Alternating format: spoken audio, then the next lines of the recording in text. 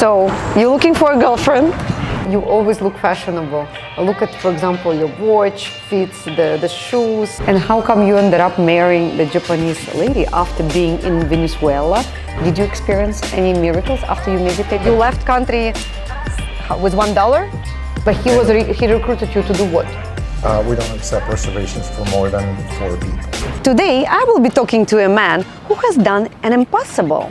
33 restaurants in Japan, Michelin Guide and Michelin Star in Miami, and a title as Japan's Goodwill Ambassador. And he comes from Venezuela, the guy who convinced somehow Japan to trust a foreigner with the finest sushi.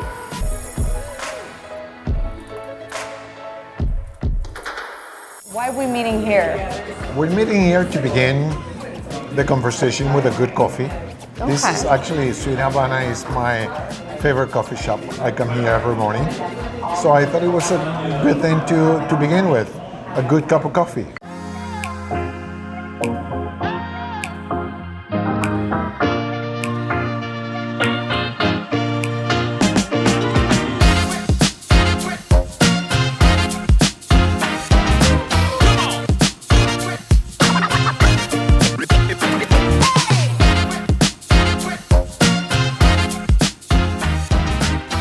So I see you like coffee, but you lived in Japan for 15 years. It's a more tea ceremonies and more tea country. It didn't change your routine? Well, no, I'm Latin first and foremost. You know, like the Latin roots. You know, like I only have one coffee a day, and it's in the morning. And it will never change. No, it will never change. Coffee with leche or no? Depends how I feel. Like sometimes I have the like a long espresso. Sometimes I have with milk, no sugar, and one coffee a day. I don't have coffee after lunch, and I don't have coffee after dinner. Just one coffee a day. So let's go back to the story. Where are you from? Why you were in Miami now, and why you've been in Japan? Well, I was born in Venezuela, right? I wanted to be an artist, so I found my way and lived around. I was in Italy and I was in Los Angeles. I lived in New York as well, and in Tokyo. The longest part was in Tokyo for 15 years, in which I believe because of my artistic sense, I was more connected to the culture and I was able to understand the culture, and I connected pretty much. I'm still in love with Japan. Yeah, it's a different planet. It's a different planet. I never been, it's on my bucket list. But the people who I meet in my life, I don't meet a lot of people from Japan for some reason. But when I talk to them, I see they're totally different mentality. They have different mentality, different way. The common sense is different from us. They are built with something, and I think with patience. Yeah, in modern life we don't have it. It's something that we don't have. And talking about patience, why don't we suggest for us to move to my restaurant? Amazing. And so we can have a conversation there now that the coffee is over. Thank you, Sweet Habana. Thank you, Ricky, for the wonderful coffee. Thank you.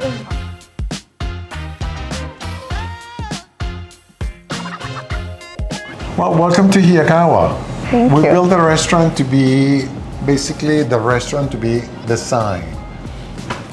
For me, I wanted to do this part is our VIP area. The art is a very important component of the whole thing, but I want the art to integrate with the architecture. What is this art? This is a commission that I did with this Venezuelan artist, Paul Amundarain. For me, it's very important to integrate the Venezuelan part into the Japanese side. I want to connect it to movement, the ocean, knives, cutting. That's why I like this piece.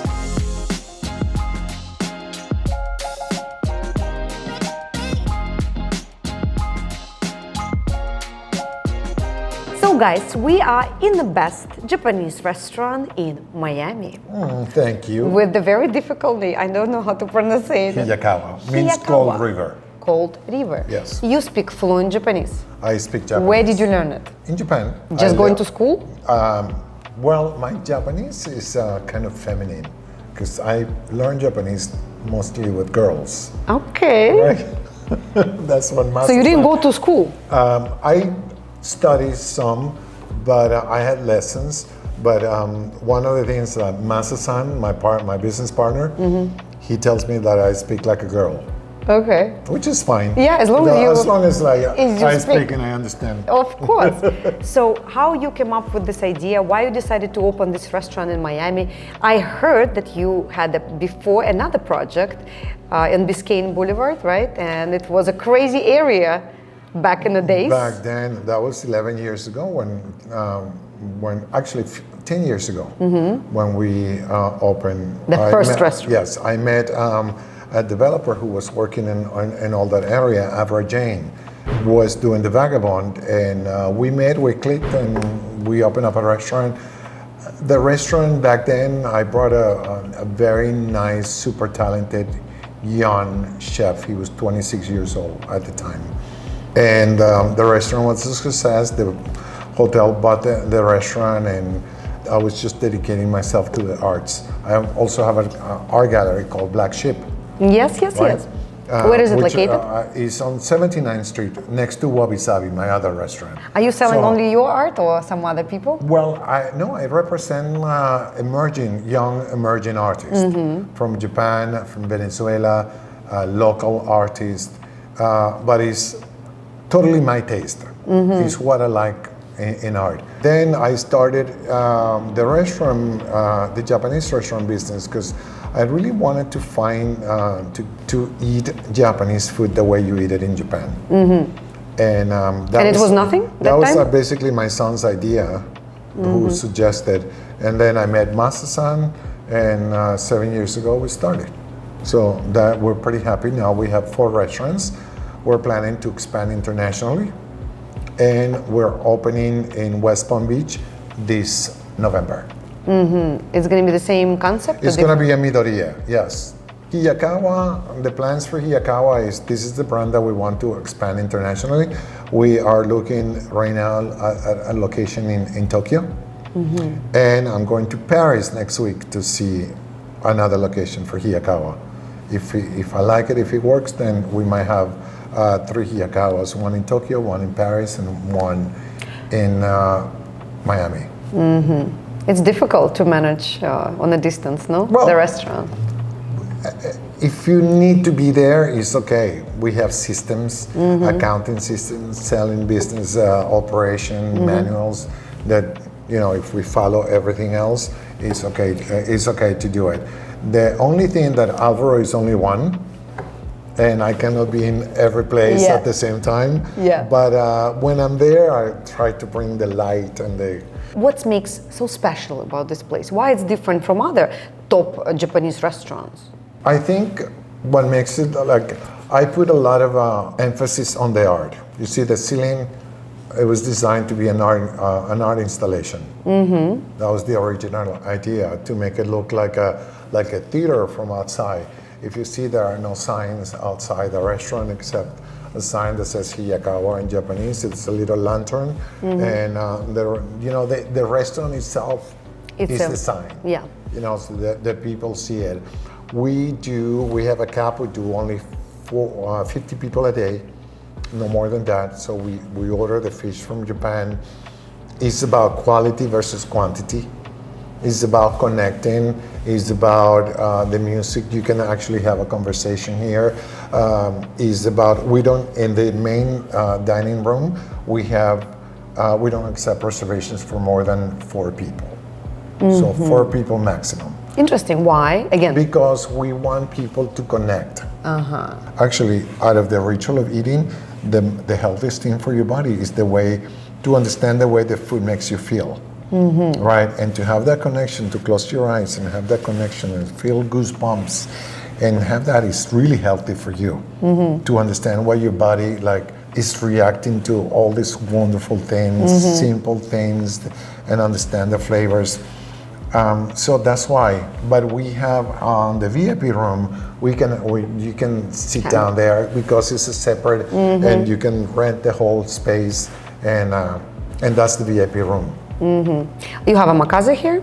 No, So it's only. we do have a tasting menu that is $180, and you can order a la carte, but we don't do omakase here. I love Japanese food. It's always, when I go to the top restaurants, it's so memorable. And I remember when I came to your place, it was super special. I came at the opening, and it was so many cool people who I didn't see for years, and everybody was here, which is mean that it's super cool place. And after that time, I've been, I think, only a few times. Yeah, what about location? Let's talk about location. Why you decided to build it here? Well, the owners of the building, they're really good friends. I wanted to do something in Wynwood that is not like more at the outskirts of Wynwood. North Miami Avenue is the second most transit avenue in Miami. So I thought it was a good idea. Hitting 27th Street, when you're driving here, you see the restaurant, and at nighttime the restaurant really looks beautiful. Yeah, I agree. Right. What do you think? People appreciate good food in Miami, or just they like fancy and they don't even know how to appreciate quality? Well, look, I think there is enough for everybody. But you have to teach them. Like, I think the people that come here, I say that if you know, you know. You come here for a reason. You come here to eat good food. It's not the scene. We don't have loud music. We don't have a DJ. We don't have but I think there is enough for everybody here. I'm targeting just the people that really love have a nice conversation during dinner, that come, that understands the quality, because we put a lot of emphasis in the quality. And sometimes I go to a restaurant that I want to have the party vibe. Party vibe. So are you here every day? I try to come here as much as I can. During the weekends, I come and say hello, and I walk the room, and I check with everybody, and make sure that everybody's okay, and I go around to all my restaurants. What about you managing 30 restaurants in Japan? How did this happen? I was an artist. I was in Otis Parsons School of Design in Los Angeles. Otis Parsons. And I was recruited by Joseph Shishibeno, who was my first boss, and we became like family. Actually, he's my partner now. With him, I started working in an Italian restaurant in Los Angeles, and we went to Japan to open Il Forno. But he recruited you to do what? To be a waiter. I came from nothing related to art. I was born nothing related to art. Actually, I started working in a restaurant in order for me to pay through school.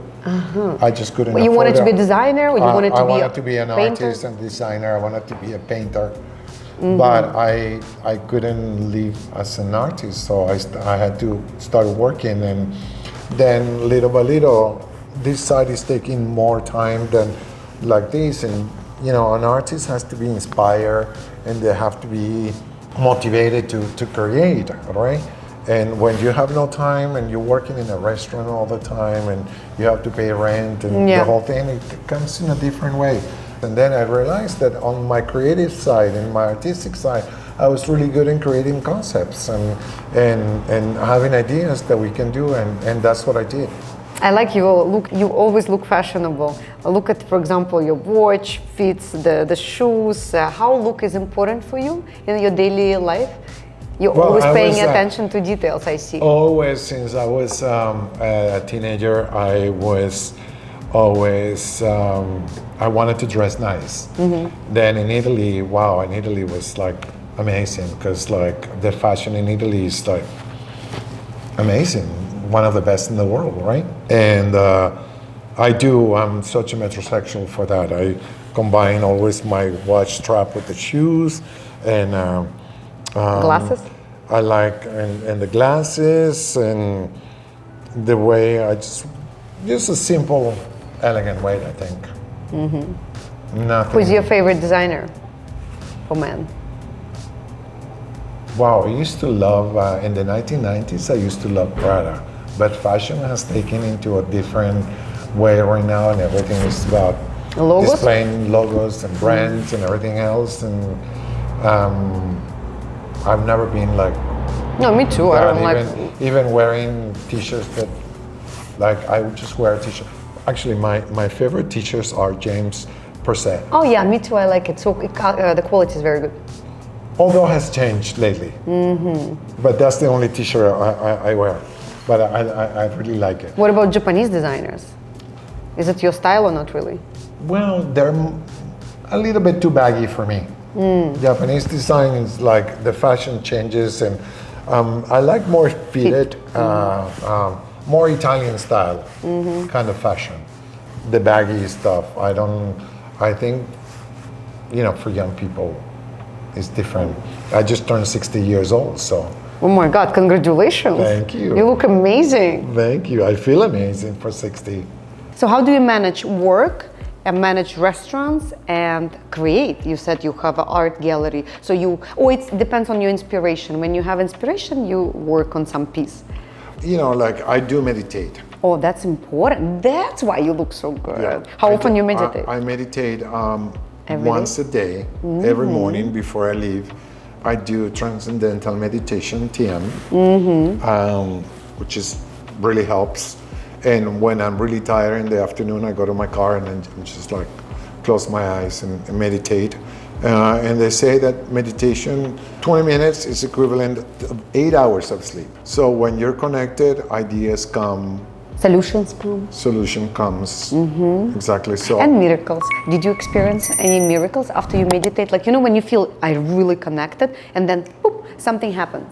It happens that you're thinking about somebody else and you're thinking about to call somebody else. And when you grab the phone, that person calls you. Has it ever happened to you? Yeah. Right? But I see sometimes after I meditate, really good meditation, I feel things moving in a direction which unpredictable. Right. And I relate this to meditations. So what do you think, for example, when that happens, do you think it's coincidence or you think it's just the energy? Absolutely energy. Right? Absolutely. So, There is no coincidence in this life. So when we start understanding more about that, I think that is when we start seeing results. Yes. Right? The problem is people don't do it every day. Right. Me as well. I know it works. But, it's a discipline. You have to do it. And I'm impressed that you do it every day. It's important. Yeah, the meditation, because the meditation is like a muscle. Yeah. The brain is like a muscle. The more you Absolutely. connect, the more you go and stay focus. Do you want to keep developing your art business as well? Or are you putting all your attention on the restaurants? Look, I think I already found my way, channel my artistic sense, and it's by creating more concepts. Everybody asks me, Alvaro, what has been the key of your success? Well, success is relative, but I think what I've been doing all the time, that everything what I want to do, I do it with excellence. Just do the best you can. And I want to teach that to people, and I want to teach that now that I turned 60. I started my philanthropy work in Venezuela. So right now I'm mentoring few kids, and I'm going to open up a barber shop for them to have their own business in the poorest area in Venezuela. That keeps me really motivated and going, and I find the people and the architects that I work with to help me out with this and that. This is beautiful. And to leave a good mark in what I want to do. Do I want to be like a millionaire or a billionaire? Not really, honestly. The biggest luxury that I have is that I want to be able to eat the food that I want, no matter how much it costs. So that's what I really want to do. And understanding, keep connecting and understand how your body responds to the beautiful things that you eat. For that, I'm totally blessed. Yeah. Do you think Japanese food is the healthiest? Japanese food has a lot of respect for the product. But it's that respect of the product is connected to the culture. Because, if you really think about it, and I keep saying this, the sakura, for example, the Japanese flower, the cherry blossom flower, blooms once a year. And it comes to the point that it's blooming is one day and the most beautiful point. And then it starts falling. That has a moment. It's 1 week out of the year. So, Japanese culture, that is called sensai, right? Which is like a delicate balance between what it has to be and what it not has to be.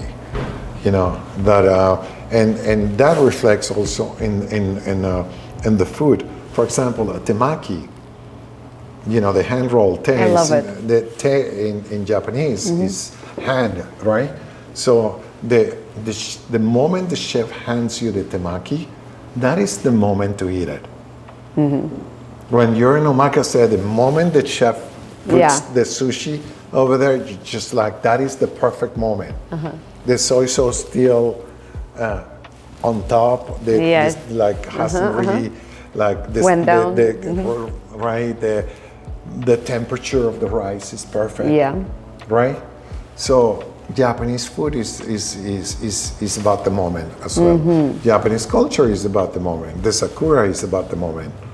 You know, and so understanding all these cultural parts about Japanese food, then you go, wow, this is fantastic. And then you can just go and grab that piece of sushi and put it in your mouth, close your eyes and just go like, wow, this tastes so good. And that's part of what I love, that romanticism of Japanese food, and the culture. And how come you ended up marrying the Japanese lady after being in Venezuela? Totally different style of person. So what do you think?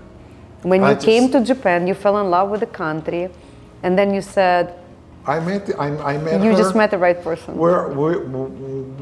We went through like ups and downs, but we're really good friends. I fell in love with her simplicity. She is a lady that doesn't wear makeup, doesn't care about anything else. She's like I will say like a monk without insulting her.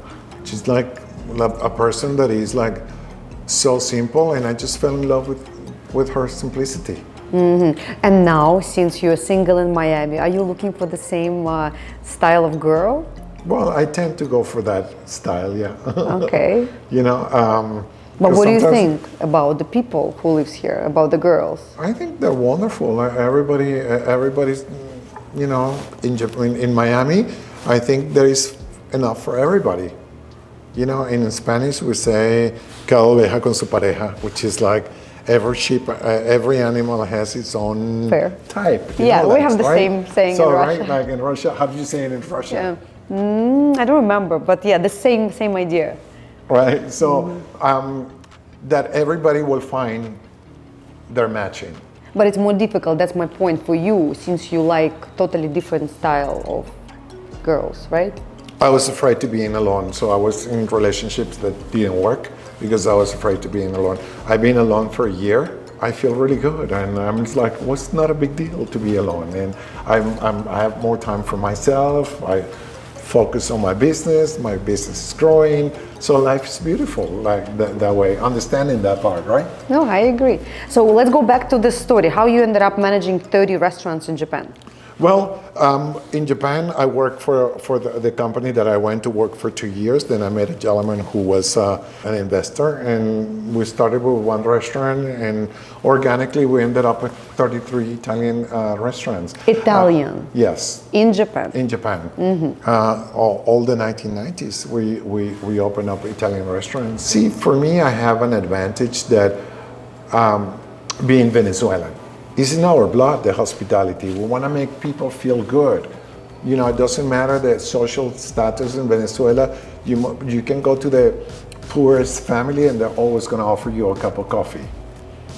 So understanding that was like, oh wow, people really like me for who I am. People like the way I take care of it. And that's how everything turned out to be.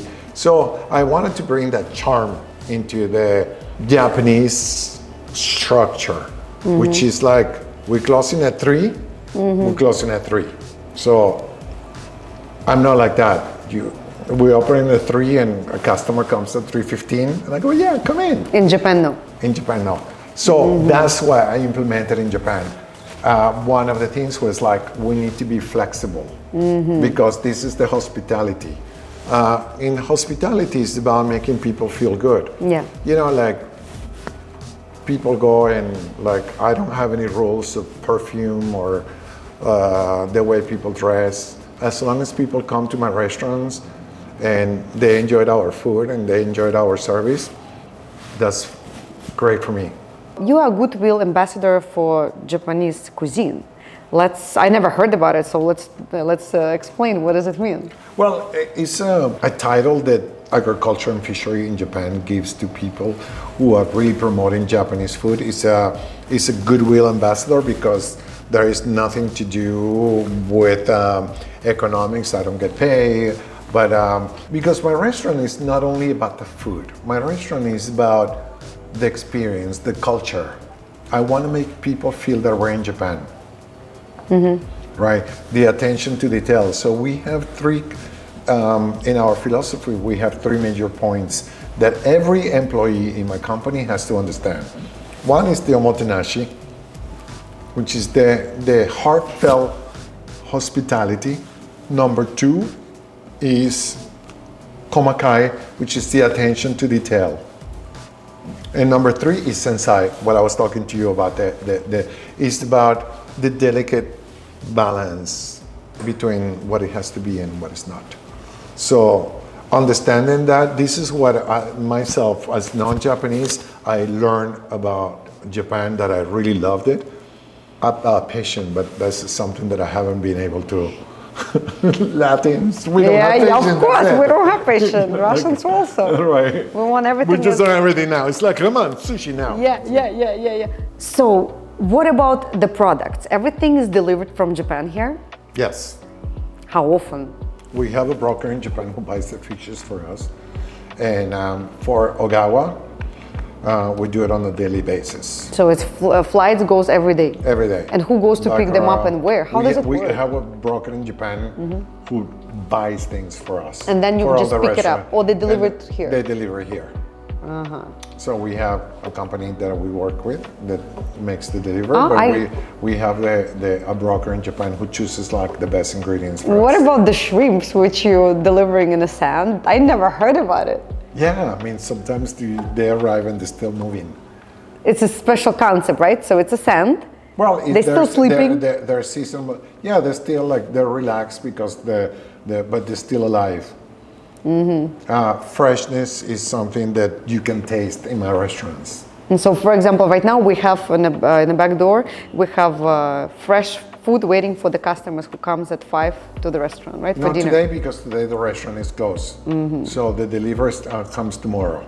So Tuesday is day off for you guys. Monday and Tuesdays here. So you open only 5 days a week. Right. My employees put everything they got into 5 days, right? So I want to build that in. I want to make sure that they can rest 2 days and work 5 days. Give 2 weeks vacation. We closed the restaurant on December 31st, so everybody spends New Year's with their families. And we reopen the restaurant a few days after New Year's, and then everybody takes some vacations in the summer. That is the slowest month. A lot of people, I will say that 80% of the restaurants, of the employees, they stay with us. They want to build a career with us. And also because there is opportunity. We have to grow. Masa-san started as an employee. Now Masa-san is one of my partners. Luis started as an employee. Luis is he's a partner now. And I want people that after 3 years, then they're committed, they become a family. Partners with us in a way. Every chef has one dish which he hates making, but the customers keep ordering it and it's popular. Which one you don't like? I know you're not the chef. Well, I don't eat shiso, the Japanese herbs. You don't like it? Yeah, one of the things that I go more into the simple one. I always ask Masa-san to make me the tamago yaki. or Jamie, our chef de cuisine in Ogawa, is the Japanese omelette. I love it. So that's one of my favorite things in Japanese cuisine, although it's not on the menu. And which one you don't like, but people love? Wow, I like, no, I have to approve the menu. So you everything what is on the menu, you love? Yeah, everything what is on the menu is, yeah, I have to, like, I get involved in the menu too. I'm super opinionated on the menu. So if there is the menu, it's because I love it. You've been in Miami long enough. When you're tired from Japanese food, where your Latin go place? Well, I go to Sweet Habana every morning for coffee. But you drink coffee there, not food, or you eat there? No, I don't eat. I just go and have my morning coffee. I love it. Do you live around this area? I live on 69 in Biscayne, basically, like very close to all my restaurants except the so one you can in walk. Coconut Grove. You don't need a car. Sometimes I walk. I walk here, like exercise a little bit. My Latin place to go, I like roasted chicken, the Latin version of the roasted chicken. I like to eat my vegetables. There is a restaurant called Flora. Plant Kitchen, which I go 2 or 3 times a week. And I go to places sometimes the way I feel. A lot of the restaurants are fully booked. So, but I don't make reservations to go like, I'm gonna eat there next Tuesday. So I just feel like, okay, it's 3:40 this morning, today, this afternoon. So what am I gonna eat? So I think about it and I call in, can you fit me in? And I have an early dinner, so so which is nice. And do you exercise? I do. What do you do? I walk. I go to the gym just to keep me moving, just to keep me in shape. I don't want to work out to like develop muscles and. Are you skiing? Or have. I heard in Japan they have a great skiing. You're gonna ask a Latin guy about skiing? No way that I ski. I used no to way. When I Why? Latin guys don't. I don't like snow. Oh. I'm a total 100% tropical person. So you like beaches? Like for me to go to Aspen and there is no way. No way. It would be nice to open a restaurant in Aspen. Nah. No, I don't. Not convinced. Listen, I'm tropical. Okay. What about your son? He used to live with you and now he left? My son grew up with me. He is a total citizen of the world. He's in London right now in school. Amazing kid. You speak Japanese with him? Sometimes when we are around another place and we don't want people to understand what we're saying, we speak to each other in Japanese. And basically he's American. He grew up. Yeah, he's not Japanese boy. No. The mentality. No. Well, as his mentality, he's like a global citizen. He is with me. He has traveled all over and has seen the world, and he's an amazing kid.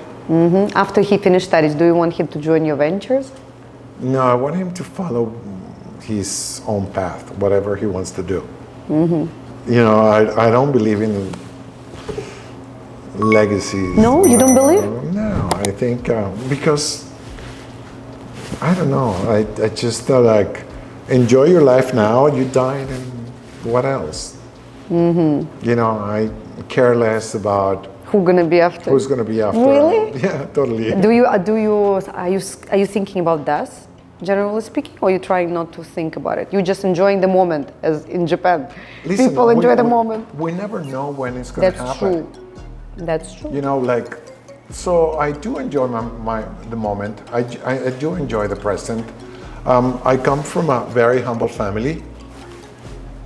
You know, so I'm self-made. I have the artistic side, but I look forward. I don't think about the past anymore.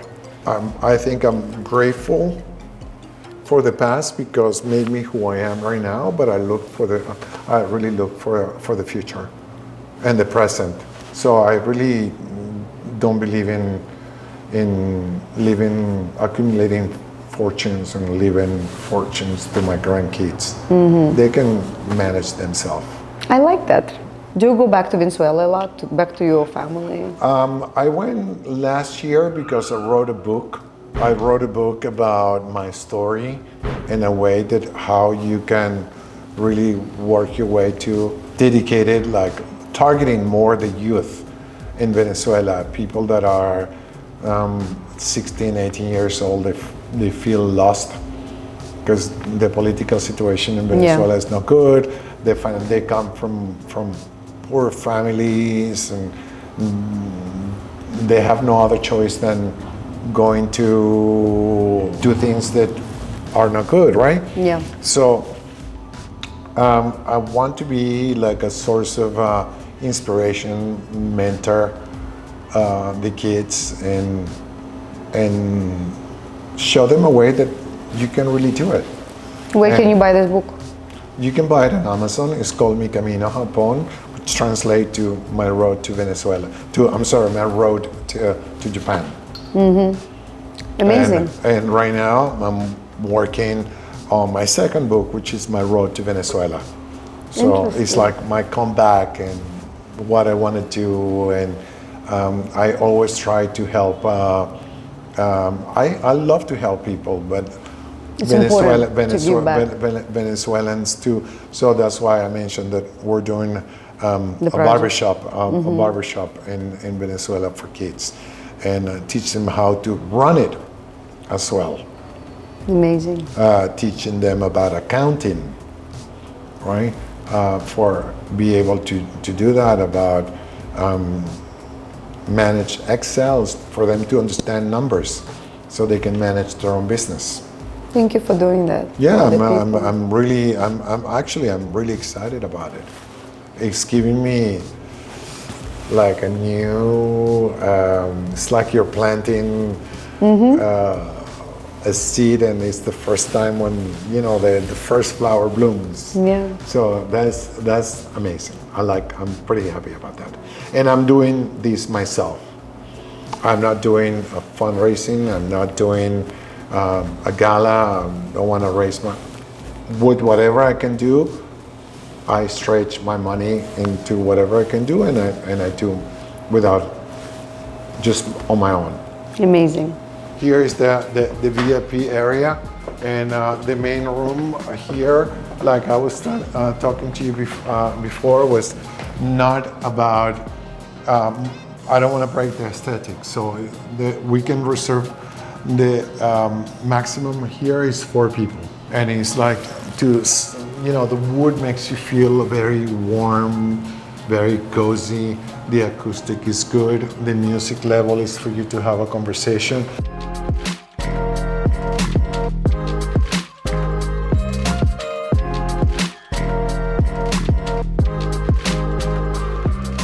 I have Hiro, who is one of my chefs. He's actually prepping right now. I don't know if you want to. For what? If there's the restaurant. Well, for tomorrow. You see, preparation starts in advance. Japanese food requires a lot of techniques. Wow. So why don't we step in the kitchen and let's see a little bit. I loved all the dishes, so cute. Everything, all the dishes and everything else, we brought it from Japan. Attention to details. Like this, look at these dishes. What is that? Her name is Shinobu. It's she. Saboshi is a Japanese artist designer based in New Jersey. So this is for sushi? Yeah, we serve the sushi there. So this is Hiro Asano, who is my chef and partner in Hiyakawa. Hiro, we're surprising you, but you're gonna be on camera. This is Miami for Hiyakawa. This just arrived from Japan.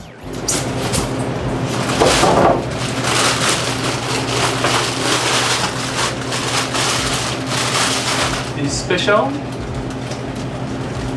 is vegan hair liquid. Wow. Look. Because it has a hair. Wow. For Miami, for Hiyakawa. Okay, Hiro, let's not show anymore. Do you have a shrimp? We don't want to give the secrets away. You don't have a shrimp in the sand? shrimp? In the sand? No, we don't have it today. I never seen because it. it's totally like seasonal. So Oh. anyway, thank you, Thank Hiro, you. that we surprised you, and basically we took you behind the scenes. Hey, how are you? Mike's son also, he's Japanese. Nice to meet you. Nice to meet you, Mike. Another one of our chefs. Wow. This is like a service station that we put inside. And here is also the restrooms. Usually like we put little sound effects like birds in the bathroom. And we have this artist who is the same artist, Paola Mondarain, which is the same Venezuelan artist. And here, because of, I wanted to create something with movement and the mirrors and the whole thing, so I commissioned this piece, and also with the shadows. So you coming from a family with 11 kids. 11 kids. You are the youngest. I'm the youngest. So you have like an army behind you, right? People who always love you and support. How close you are with your family? Not that much. Not at all with none of them. No, not that much. The age difference was too much. And I left Venezuela when I was pretty young, so like, It was completely your decision to leave Venezuela, right? yes. Nobody helped you? You came, No. you left country with $1? With 100. With 100, yeah. Similar story, me too. I came Right to on. America with not that much money, and then we're working hard and things happening, Yes. right? With people who believe, who has talent, obviously, you have whole world in front of you. Like I say, when we do things with excellence, with quality and everything else, doors open because Yeah. there is always somebody looking, and that somebody that is looking might be the person who's gonna give you the next opportunity so you can step up. Yeah. So what advice you could give to people who wants to be in the restaurant business? The restaurant business is something that you have to understand because we are working when everybody else is having fun. Yeah. Christmas we work, New Year's we work, Valentine's Day we cannot take the girlfriend out. We're working. These are the days, so you have to understand that and compromise and understanding and give your best. Again, do things with excellence and quality. And in Miami, the statistics of restaurants which has open and then they close are huge, right? It is, So unfortunately. if person takes a risk, how to be successful in the restaurant business in Miami? You have to understand the market. You have to understand who are you, the type of customers that you want to cater. There is a lot of elements to make a restaurant successful. Do you need a lot of money to open your first restaurant? Well, you always need money. You always need money. Even when you're making money, you have to save money because you never know what happens. Hurricane, rain, like many factors that you have to be really careful, and that affects the business. COVID, Yeah. so. So you're looking for a girlfriend? You're single, right? God, KATYA. Right? I am single. Who wouldn't want to date you? Handsome, healthy lifestyle, businessman, smart, patient a little bit. No patient. No That's the patient? only thing. No patient. Not at all. Yeah, I mean, like, look, when the time comes and the right person comes, I'm more than open. You know where to find him. Japan is all about vending machines and spaghetti in the cups. I don't know the name of it. Do you like that? No, I don't need that. No. But what about the vending machines and all this cute Japanese culture? Well, I like a Japanese drink that is like would be a version of the Gatorade, which is Pocari Sweat, which is a little bit sweet and a little bit salty. I like Pocari Sweat. The cup noodles I don't need. On this beautiful sweet note, I want to thank you for your time and I wish you success. Oh, I with am your grateful to beautiful be here. business. Thank you for choosing me to share these moments and talk about the business and life, although we talked about things that we don't supposed to like have, but I'm happy. Thank you very much, Katya. Спасибо. Спасибо. Who do you think I should invite for my next video? Comment in the section below this video and I will make sure to invite them. Guys, don't forget to subscribe to my channel and help my growing project.